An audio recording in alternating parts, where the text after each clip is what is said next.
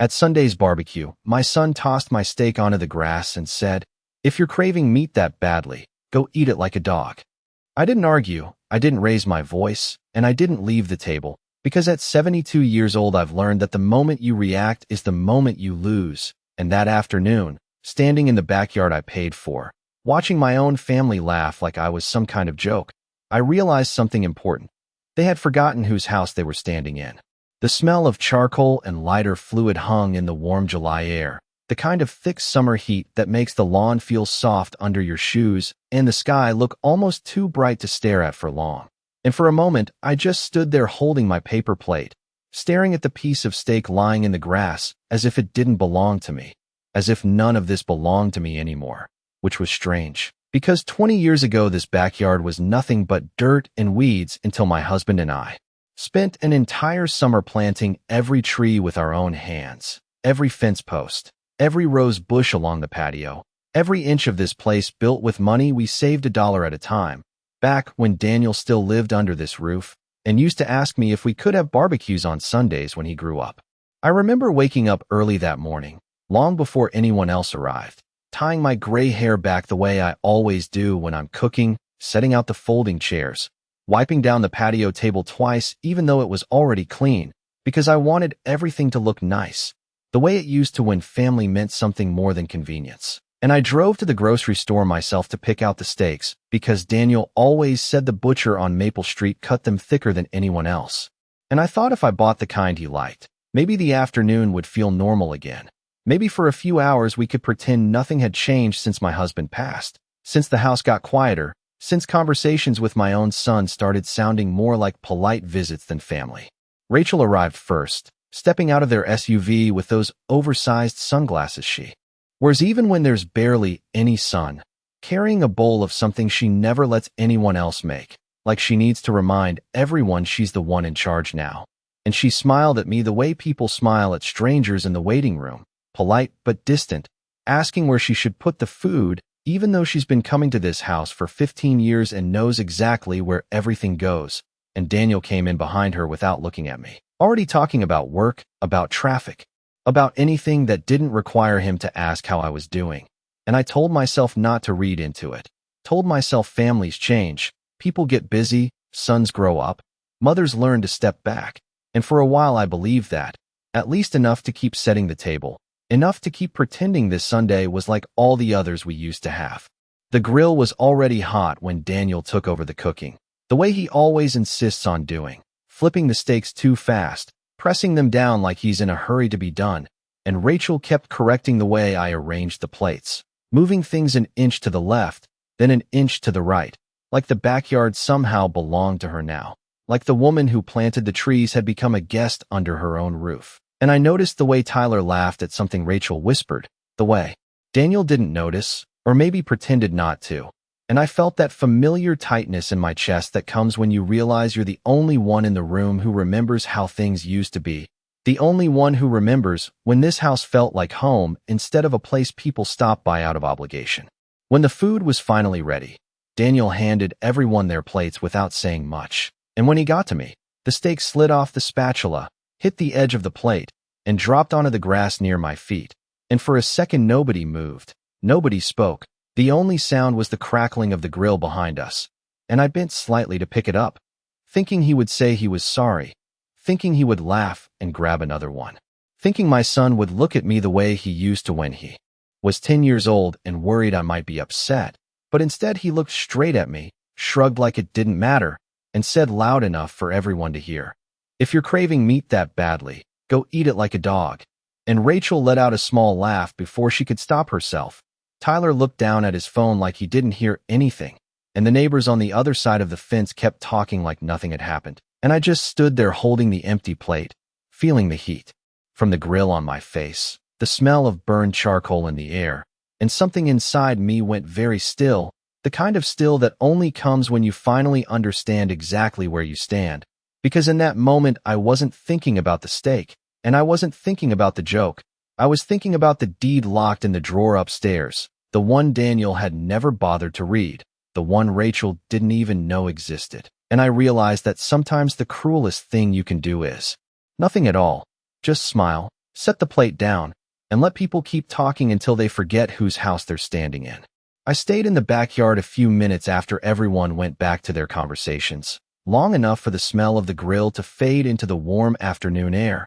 long enough for the sound of their laughter to blend with the hum of traffic somewhere beyond the fence, and I told myself not to react. Not today, because reacting would have meant explaining, and explaining would have meant admitting that something inside this family had been slipping away for a long time, and I had pretended not to see it. I carried my empty plate into the kitchen the same way I had done 1,000 Sundays before, setting it in the sink, rinsing it slowly, watching the water run over my hands while their voices drifted in through the open screen door, Daniel talking about work, Rachel talking about a trip they were planning, Tyler asking for soda from the refrigerator like he had lived here his whole life, which in a way he had, because ever since my husband passed, this house stopped feeling like mine alone and started feeling like a place everyone else used without ever asking who kept it standing. The kitchen still looked the same as it always had, the same cabinets my husband installed himself, the same clock above the stove that ran 5 minutes fast because he said it kept us on time,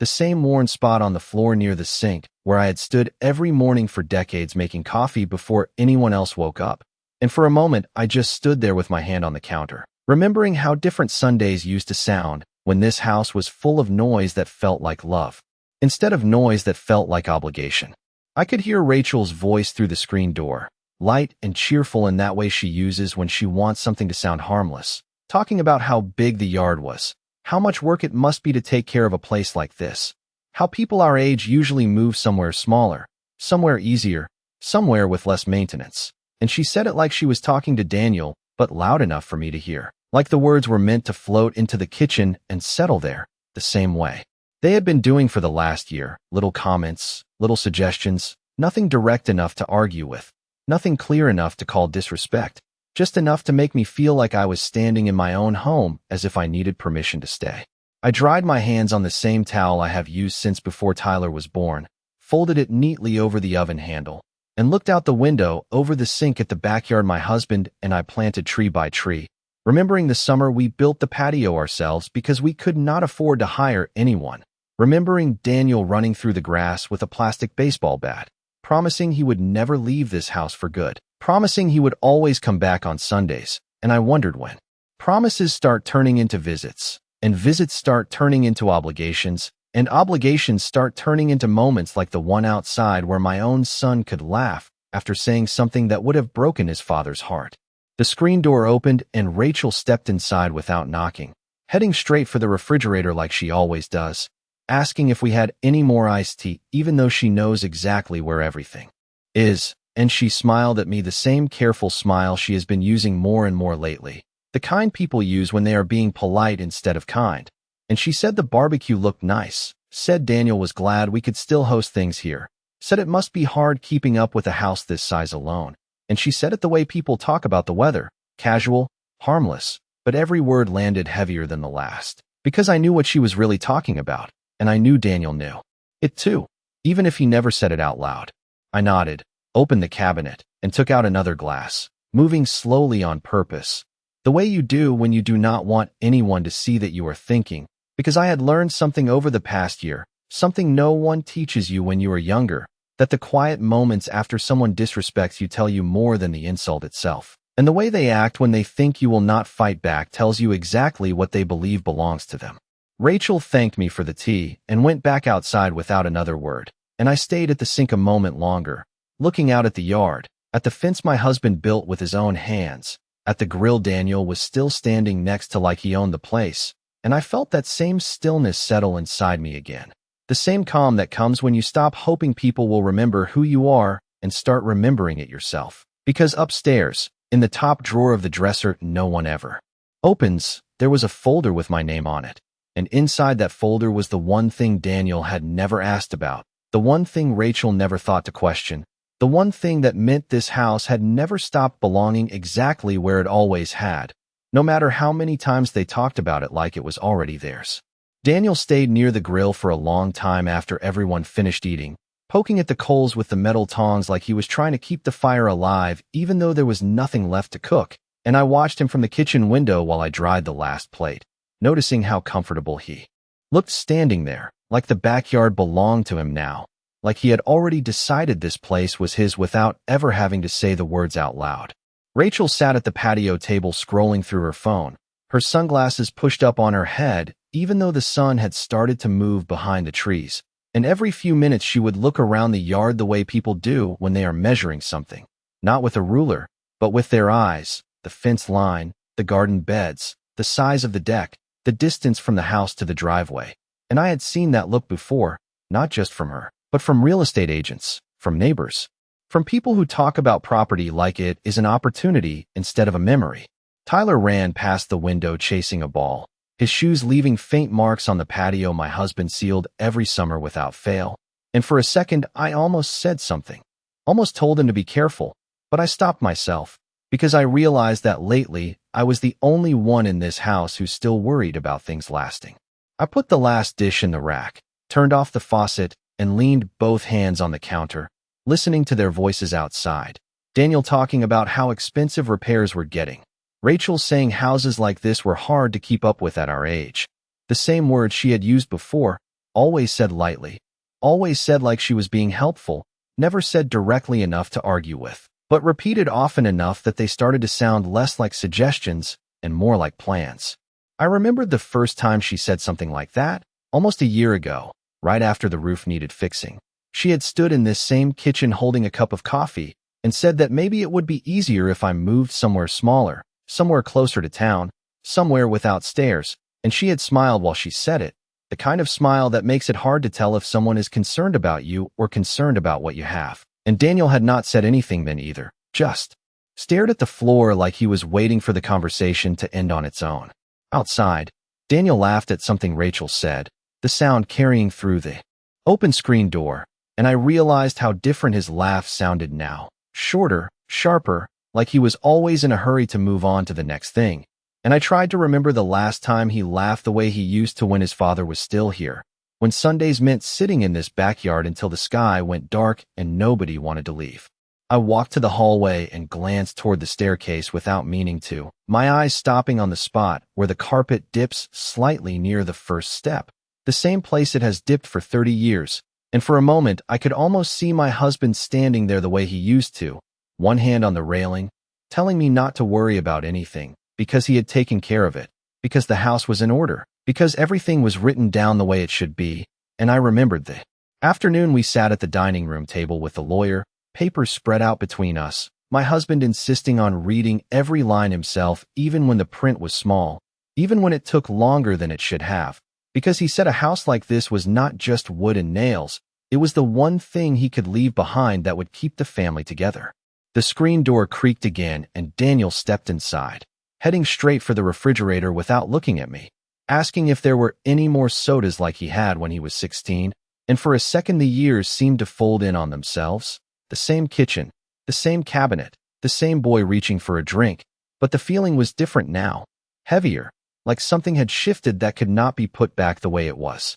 He thanked me without meeting my eyes and went back outside, and I stood there in the quiet kitchen, listening to the low murmur of their voices through the screen, feeling that same stillness settle deeper in my chest, the kind of calm that comes when you stop wondering why people act the way they do and start seeing exactly what they are waiting for, because the more they talked about the yard, the house, the repairs, the space, the more I understood that this afternoon had never really been about a barbecue at all. It had been about seeing how much I would tolerate, how far they could go before I reminded them that some things in this world are not passed down just because someone assumes they will be. And upstairs, in the dresser drawer that has not been opened in months, the folder with my name on it was still exactly where I left it, quiet, untouched, and far more important than anyone standing in that backyard seemed to realize. I did not go back outside right away after Daniel walked past me with the soda, because I knew that if I stepped into the backyard too soon, I would hear the same conversation again,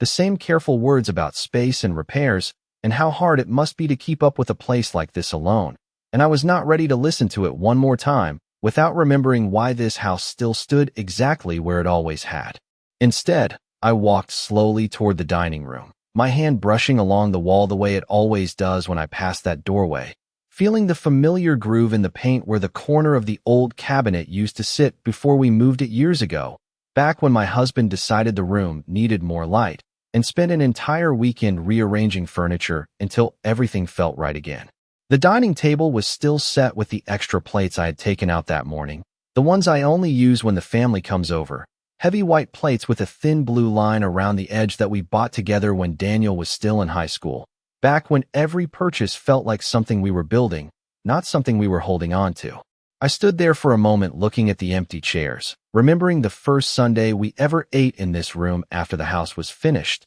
the windows still smelling like fresh paint, my husband sitting at the head of the table with that quiet smile he always had when he was proud of something but did not need to say it out loud, and Daniel talking nonstop about where he wanted to put a basketball hoop in the driveway, promising he would invite his friends over every weekend when he got older, promising this house would always be where everyone came back to. I could still hear his voice in my head, younger, louder, full of the kind of certainty only children have, and I wondered when that certainty turned into the careful tone he uses now, the one he uses when he talks about this place like it is temporary, like it is something waiting to change hands the moment I am not looking. I moved past the table and went upstairs, not because I needed anything, but because my feet knew the way without thinking, up the same steps I have walked every day for more than 3 decades, past the picture frames on the wall, past the one of Daniel in his baseball uniform, past the one of my husband standing in the yard, holding the first shovel the day we broke ground on this house. Both of them smiling the way people smile when they believe the future will stay exactly the way they planned it. The bedroom door was half open, the same way I leave it every morning, and the air inside felt cooler than the rest of the house, quieter, like the walls still remembered how things used to sound when there were 2 people living here instead of 1. I went to the dresser without turning on the light, pulled open the top drawer, and looked down at the folder that had not moved in months. The same thick envelope my husband insisted on keeping where I could always find it, even after the lawyer told him everything was already filed, already signed, already official. He never trusted paperwork to stay important unless he could see it with his own eyes, and I used to tease him about that, telling him nobody was going to steal the house while we were still living in it, telling him he worried too much about things that would never happen, and he would just shake his head and say that a house like this was not only a place to live, it was a promise, and promises only mean something if you write them down the right way. I rested my hand on the edge of the drawer, but did not open the folder, because I did not need to read it again to remember what it said, and I did not need to read it to understand why the words I heard outside that afternoon sounded different than they used. 2, heavier, more certain, like Daniel and Rachel had already decided how this story was supposed to end. Downstairs, the screen door slammed, and I heard Rachel's voice calling for Daniel, telling him they should probably head out soon because Tyler had practice early in the morning, and the sound of that ordinary conversation drifting up the staircase felt almost peaceful, like nothing had happened, like nothing had changed, but I knew better, because moments like the one in the backyard do not come from nowhere. They come from months of quiet assumptions, from years of thinking something belongs to you just because you visited often enough, and I stood there in the doorway of my own bedroom, looking at the dresser, looking at the drawer, feeling that same calm settle deeper than before, the kind of calm that only comes when you realize you have been holding the truth in your hands the whole time, and the people downstairs never thought to ask who it really belonged to. I closed the drawer without touching the folder and stood there for a moment longer, listening to the quiet upstairs, the kind of quiet that only exists in a house that has seen too many years to be surprised by anything anymore. And I realized that the feeling in my chest was not anger, not sadness, but something steadier than that. The kind of clarity that comes when you finally stop hoping people will behave the way you raised them to, and start seeing them exactly as they are. I walked back down the stairs slowly, holding the railing the way I always do even though I do not really need to, passing the same photographs on the wall that have been there for decades. Daniel as a boy missing his front teeth, Daniel in his graduation gown, Daniel standing next to his father in the driveway the day we finished building the fence, both of them covered in dust and smiling like the work had been worth it. And I wondered if he remembered that day the same way I did, or if to him this house had slowly turned into nothing more than a place he visited when it was convenient. When I reached the bottom of the stairs, the screen door was open again, letting in the late afternoon air along with the sound of Rachel telling Tyler to grab his bag because they needed to leave soon, her voice light and casual, like the afternoon had been perfectly normal, like nothing had been said that could not be taken back. And for a moment I stood in the hallway watching them through the doorway. Daniel folding the lawn chairs without looking at me, Rachel gathering the empty cups from the table, Tyler already halfway to the car, all of them moving around the yard as if it belonged to them, as if this place was just another stop in their weekend routine. I stepped outside without saying anything, picking up the plate I had left on the table earlier, stacking it with the others, wiping the surface of the patio with the same slow, careful motions I have used for years, and Daniel glanced at me once, just long enough to notice I was there, then looked away again like he always does when he thinks a conversation might be coming. And that small moment told me more than anything he could have said, because a son who is not worried about hurting his mother does not look away like that. He just keeps talking. Rachel thanked me for the barbecue in that polite voice she saves for the end of every visit, the same voice she uses when she talks to waiters or neighbors, and she said we should do this again soon, said it was good to get everyone together, said the yard looked great for its age, and the way she added those last words made the meaning clear without her ever having to explain it. Like the house itself had an expiration date, she was already counting down. Daniel walked over to the gate carrying the cooler, setting it in the back of the car, and for a second, he hesitated like he wanted to say something. But instead, he just nodded at me the way you nod at someone you will see again soon, not the way you nod at the person who gave you everything you started with. And I felt that same calm settle deeper, the kind that makes your hands steady even when your heart knows something has changed for good. Tyler waved from the back seat. Already distracted by his phone, Rachel got in without looking back, and Daniel closed the trunk a little harder than he needed to before getting behind the wheel. The engine starting with the same familiar sound it always makes. The tires rolling slowly down the driveway my husband poured himself one summer when money was tight and hiring someone was not an option. And I stood there watching until the car turned the corner and disappeared. The yard suddenly quiet again except for the wind moving through the trees we planted all those years ago. I stayed outside for a long time after they left, longer than I meant to, just looking at the fence, the patio, the grill cooling off in the corner, every piece of it exactly where it had always been. And I thought about the way Rachel's eyes had moved across the yard earlier, measuring, calculating, imagining changes that had not happened yet. And I realized she was not the only one who had been thinking about the future of this house. When the sun started to drop behind the trees, I finally went back inside, locking the screen door the way my husband always did at night, walking through the kitchen without turning on the lights, going straight to the hallway where the staircase waited in the same place it always had, and I paused there for a second, looking up toward the bedroom, knowing exactly what was in the drawer, knowing exactly what those papers said. And for the first time all day, I allowed myself a small smile. Because sometimes the only advantage you need is the truth that everyone else forgot to ask about. And in this house, the truth had been written down long before anyone started talking about what should happen to it next. The house felt different after they left that evening. Not emptier exactly, because it had been quiet before they arrived, but heavier, like the walls themselves had heard every word in the backyard and decided to hold on to it a little longer than I wanted to. I locked the front door, checked the kitchen the way I always do before the sun goes down, and turned off the light over the sink, leaving only the small lamp in the living room on. The same lamp my husband bought at a yard sale 20 years ago because he said the house looked warmer with a soft light instead of the bright overhead ones. I sat down in the chair by the window without turning on the television, listening to the ticking of the clock on the wall, the same steady sound that used to disappear under the noise of family dinners and Sunday conversations, and for the first time all day, I let myself think about the way Daniel looked at me when he dropped that piece of steak. Not angry, not even embarrassed, just certain, like he believed nothing he said could really matter anymore. Like he believed this house was already part of his life in a way that did not require asking. That certainty did not appear in one afternoon, and I knew that, because I had seen it growing slowly, little by little, in the way Rachel talked about the yard, in the way Daniel stopped asking before moving things around the garage, in the way they both spoke about the future as if the only question left was when,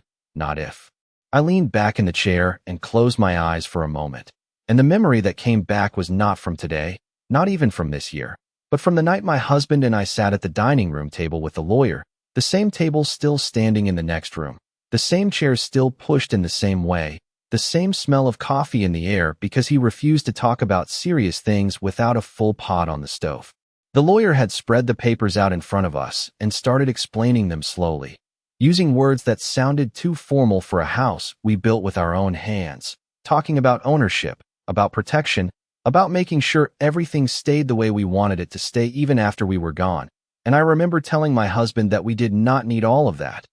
Daniel would never do anything to hurt us, that families do not need documents to stay together, and he looked at me with that quiet expression he always had when he knew something I did not want to hear yet. And he said that trusting family does not mean you stop being careful. It means you make sure the things you worked for do not disappear just because someone forgets where they came from. I opened my eyes and looked around the living room at the same bookshelf, the same worn spot on the carpet where his chair used to sit, the same photographs on the wall that have not moved in years, and I realized how many of those memories were tied to decisions we made together, decisions that were supposed to last longer than one conversation in a backyard. I stood up and walked to the hallway again without thinking about it, my steps slow, my hand brushing the railing as I started up the stairs, not because I needed to check the drawer again, but because I needed to remind myself that the past had been written down in a way the present could not erase. When I reached the bedroom, the air felt cool and still,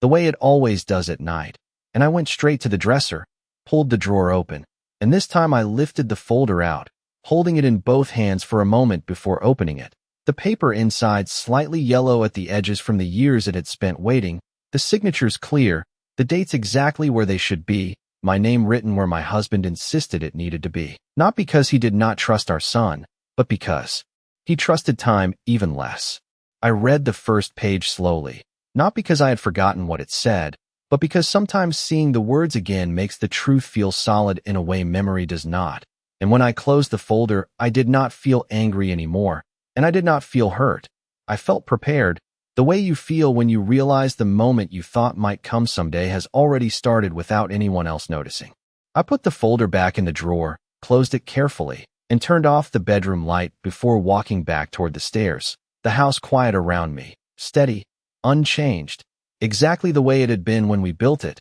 And for the first time since the afternoon, I understood that whatever Daniel and Rachel thought was going to happen next, they were not the only ones who had been planning for the future. They were just the only ones who believed the future belonged to them without ever checking the paper that said otherwise. The next morning, the house was exactly the way it always was after a Sunday visit. Chairs pushed back where no one bothered to put them properly. One glass left on the counter, even though I always set out coasters. The faint smell of charcoal still drifting in through the screen door. And for a moment, I stood in the kitchen looking at all of it without moving, letting the quiet settle the way it always does when the noise of family leaves faster than the feeling it creates. I made coffee the same way I have every morning for years, measuring the grounds without looking, filling the pot to the same line, waiting for the slow bubbling sound that always reminds me of the mornings when my husband used to sit at the table reading the newspaper before work, asking me what Daniel had planned for the day, asking if we should fix the fence that weekend, asking small questions that made the house feel full before the sun was even up. I carried my cup into the living room and sat in the same chair by the window, watching the driveway through the curtains the way I sometimes do without realizing it. And I caught myself wondering if Daniel would come back, not because he needed anything, but because part of me still expected him to remember the way he used to walk into this house without knocking, calling out from the hallway like it would always be his home no matter how old he got. He did not come back that morning, and I was not surprised, because lately his visits only happen when there is a reason, when something needs fixing, when Rachel wants to talk about plans, when the conversation is not really about seeing me at all. I took a slow sip of coffee and let my eyes rest on the bookshelf across the room, on the framed photo of the three of us standing in the yard the year the house was finished, my husband holding the first set of keys, Daniel grinning like the whole world belonged to him. And I remembered how proud we were that day,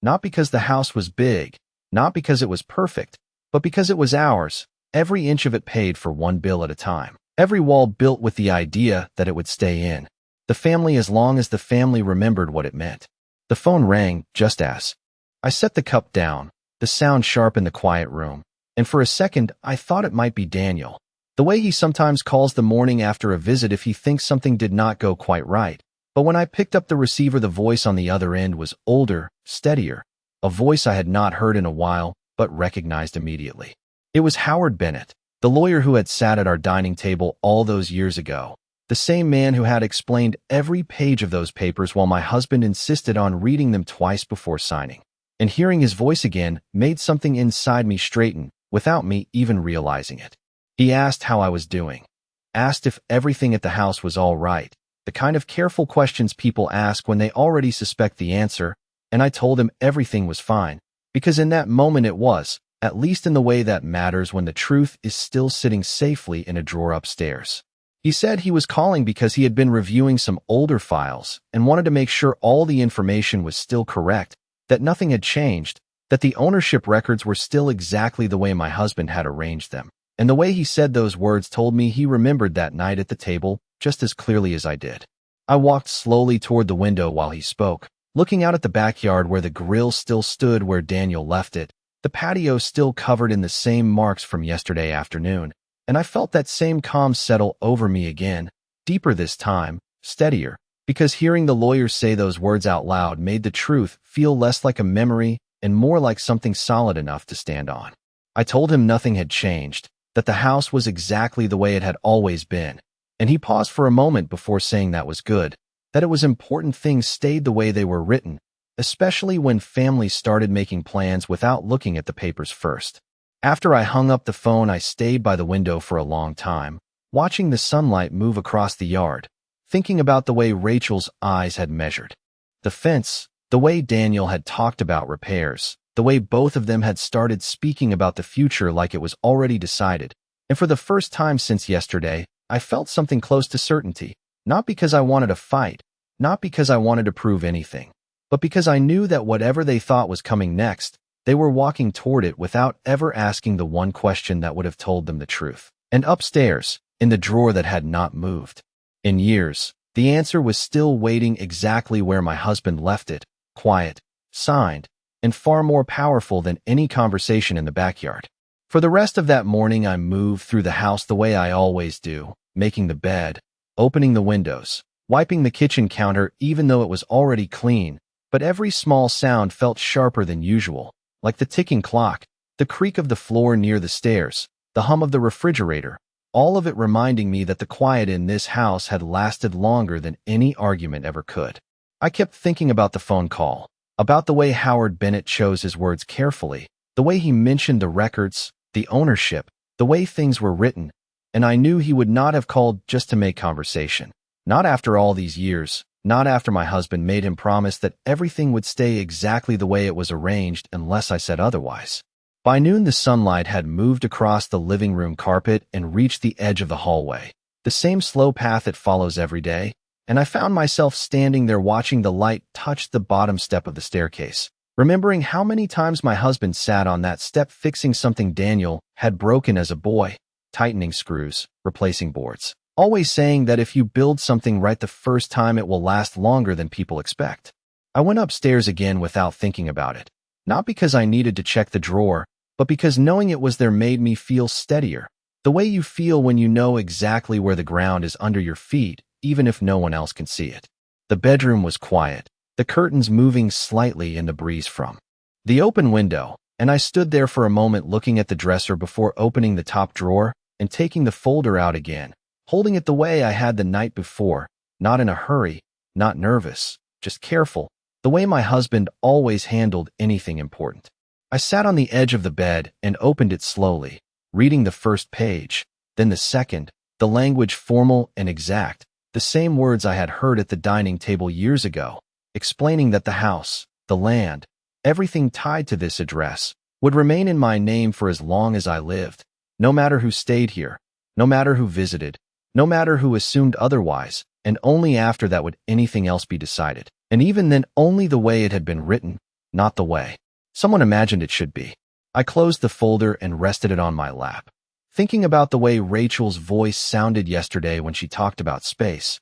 about repairs, about how hard it must be to keep up with a place like this at my age, and I realized those words were not new. They had been coming for months, little pieces at a time, said gently, said politely, said like she was doing me a favor, but always pointing in the same direction, always toward the same idea that this house was too much for me and would be better for someone else. Downstairs, the phone rang again, the sound echoing up the stairs, and for a second I stayed where I was, letting it ring twice before standing up and putting the folder back exactly where it belonged, closing the drawer the same way I always do, making sure it slid in all the way before turning off the bedroom light and walking back toward the hallway. When I picked up the phone this time, it was Daniel, his voice casual, almost too casual, asking if everything was all right after yesterday, saying Rachel thought maybe he had been a little harsh, saying he did not mean anything by it, the kind of apology that does not really apologize for anything, the kind that sounds more like checking to see if you were upset than actually caring if you were.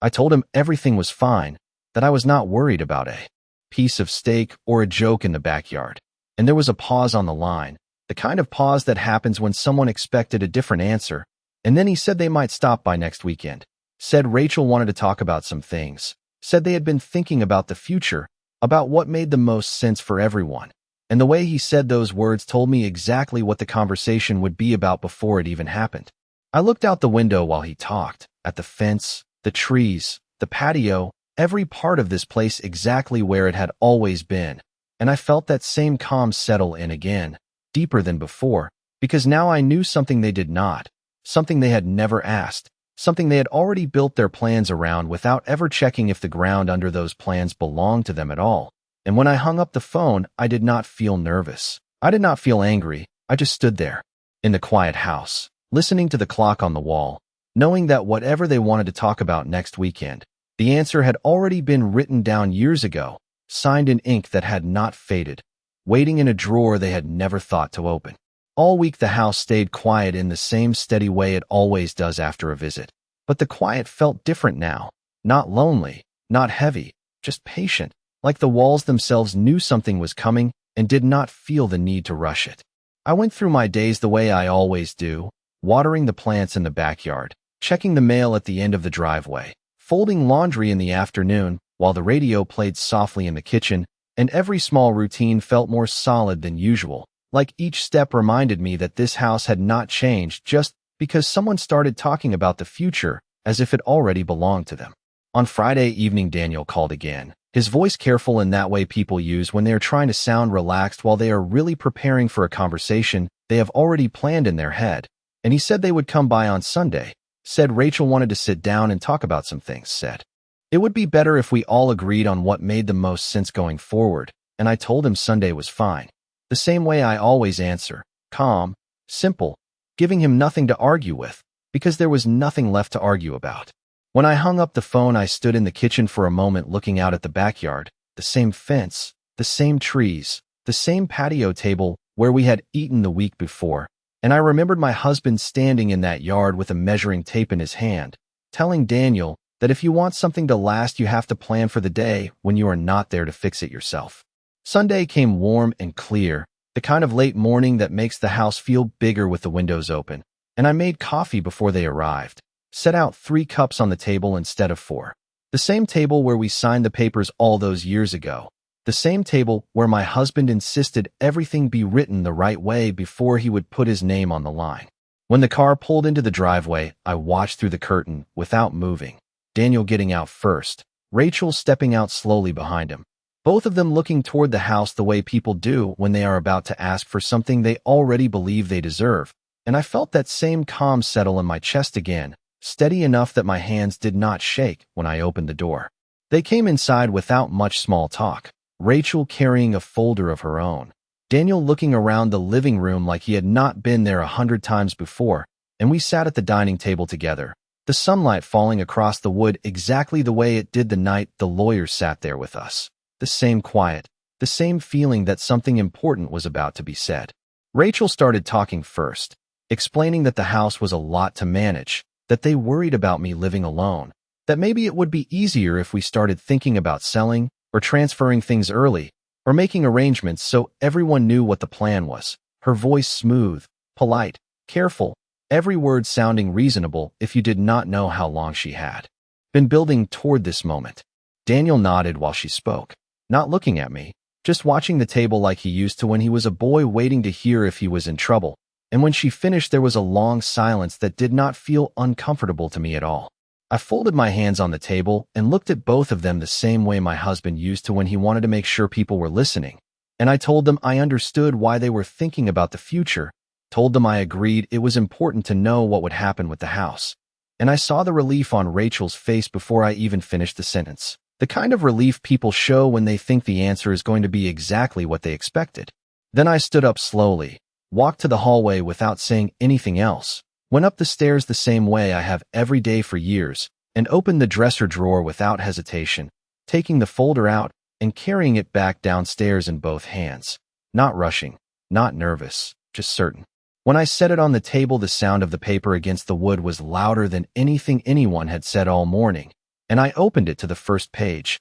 turning it so they could see the signatures, the dates, the lines written in the careful language my husband insisted on, the same words the lawyer read out loud that night, the same words that had not changed since. Daniel leaned forward first, his eyes moving across the page, Rachel reading over his shoulder, both of them silent now, the confidence from a few minutes ago gone, without a single argument needing to start, and I let them read as long as they wanted before I spoke. I told them the house was never transferred, never promised, never waiting to change hands just because someone assumed it would, that it stayed exactly where it had always been, in my name, for as long as I lived, the way my husband arranged it, the way it was signed, the way it was filed, and the only sound in the room after that was the clock on the wall ticking the same steady rhythm it always had. Rachel sat back slowly. Daniel did not say anything at all, and I closed the folder, rested my hand on top of it, and looked at them the way I had not looked at anyone in a long time.